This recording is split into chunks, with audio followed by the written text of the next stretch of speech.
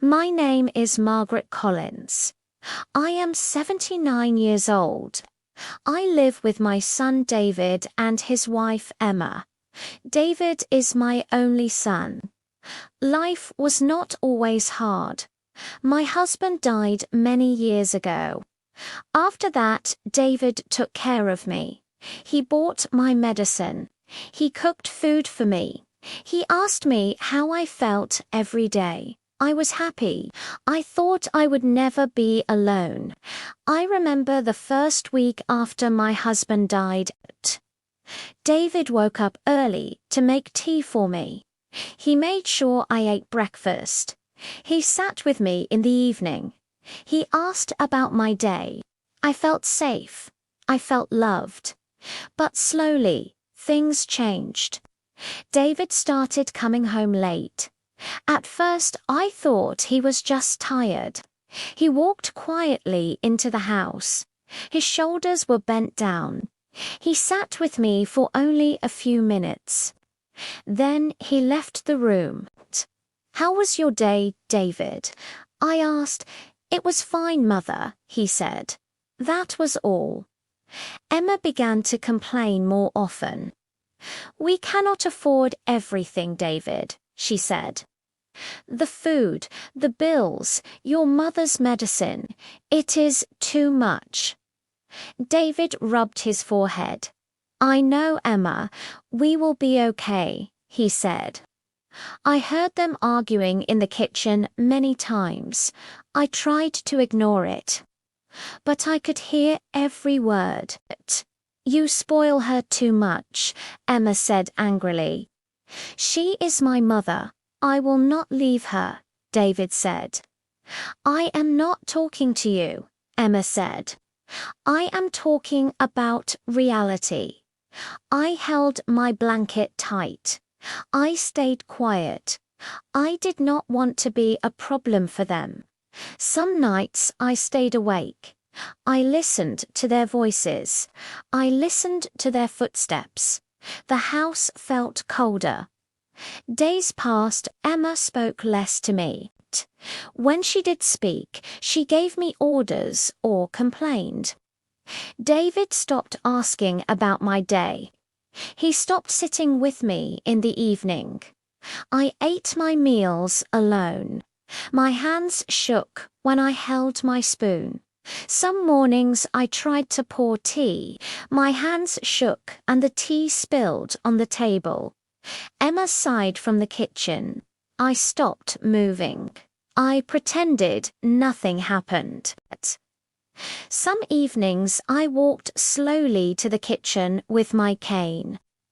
I wanted to get water. David passed me without a word. I felt like I was not there. I felt invisible. I wanted to speak. "David, can we talk?" I whispered. He looked at me and shook his head. "I am busy, Mother," he said. Then he walked away. One evening, I sat in my room. I pretended to read a book. I heard them talking in the kitchen. Emma said, "We cannot keep her forever. The medicine, the food, one day we will have to leave her somewhere." David's voice was low. "I know, Emma, I will think of something." My heart sank. A cold fear filled my body. Could they really leave me alone? I wanted to say something, but I did not. I remembered David as a child. I remembered his small hands holding mine. I remembered his gentle voice. He will not let this happen, I thought. He is my son. He will protect me. I stayed quiet. I trusted him completely. Life became harder every day. Emma gave me food without speaking. She frowned when I dropped something. David stopped helping me. My legs felt weak.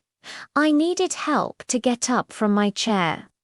Some mornings I could not walk to the bathroom. I had to lean on the walls. One morning I could not get up at all. Fever burned my head. I called softly for water.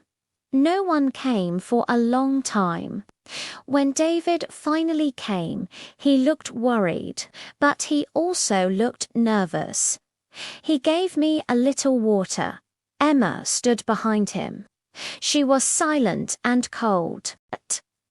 That night, I heard them arguing again. "We cannot waste money on doctors anymore," Emma shouted. "Tomorrow we will take her out." "I understand," David said. My heart broke. I was too weak to speak. I was too weak to move. The next night, David helped me into the car. "Mother, we are going for a drive," he said. "You will feel better." I wanted to believe him. I trusted him completely. The car drove far away from town. We passed familiar streets. Darkness covered the road. Finally, the car stopped in an empty, quiet place. I could not see much around me. "Let us go," Emma said. David helped me out of the car. He laid me on the ground. My legs could not move. My breath was heavy. He placed a thin blanket over me, but he did not look at my face. "David, please," I whispered. He did not answer. They both went back to the car. The sound of the engine grew smaller and smaller. Then it was gone. I was alone. The night was cold. My body shivered under the thin blanket. I tried to call for help, but my voice was too weak. My hands trembled when I tried to move.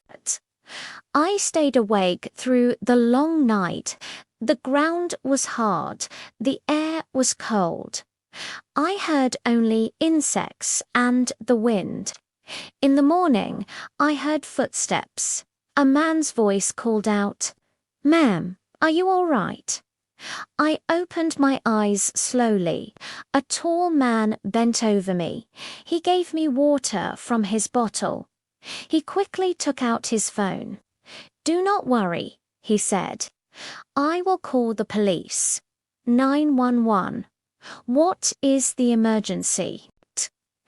The voice on the phone asked, "There is an old woman here. She needs help. Please send someone quickly," the man said. Soon, police officers arrived. They lifted me gently. They carried me to the hospital. I stayed in the hospital for many days. Slowly, I got better. The police asked about my family. I told them everything, but I did not want David to be punished. I still loved him. When I was strong enough, they took me to an old age home. At first, I was afraid. I thought I would be alone again.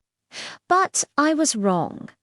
There, I met other people like me. Some were laughing. Some were making sweaters. Some were playing cards. Slowly, I joined them. I met Rose. She liked to sing old songs. I met Henry. He always told jokes. We became friends. One afternoon, Rose said, "Come, Margaret.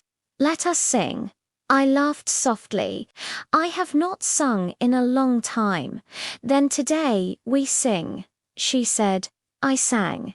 My heart felt warm. I felt alive again. I walked slowly through the garden. I felt the sun on my face. I talked to friends. I shared stories. I laughed quietly. For the first time in many years, I felt I belonged somewhere. Sometimes I still think of David. I pray for him. A mother's heart never stops loving. But I stopped waiting for him. In this new home, I found people who care. I found love in strangers who became family. My life did not end the day I was abandoned.